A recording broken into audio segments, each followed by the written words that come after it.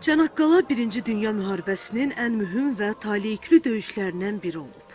Döyüşdə qazanılan zəfərin 111 illiyi münasibəti ilə Dövlət Akademik Filarmoniyasında konsert keçirildi.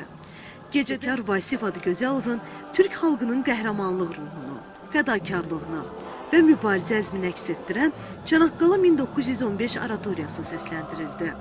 Konsertdə ifaçıları Üzeyir Hacıbəyli adına Azərbaycan Dövlət Xor Kapellası müşahidə etdi.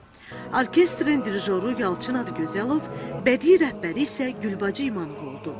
Gecədə solistlər Günel Əsədova, Samir Cəfərov, Mahir Tağzadə, Rüstəm Behrudi və Selcan Fermur Heskert məşhur əsərlərlə çıxış etdilər.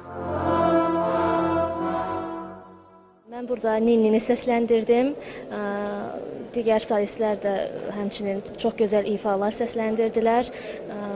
Mən başda Yalçın müəllim olmaqla bütün heyətə, Gülbacı xanıma, Xor Kapellasına dərin təşəkkürlərimi bildirirəm. Məşqlərimiz çox gözəl keçdi. O biri solistlərlə də çox gözəl belə anlaşım var.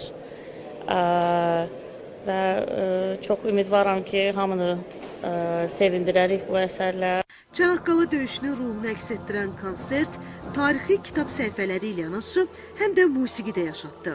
Vasif Adıgözəlovun Çanaqqala 1915 oratoriyası isə bu yaddaşı gələcək nəsillərə çatdıran ən təsirli sənət nümunələrindən biri kimi səsləndi.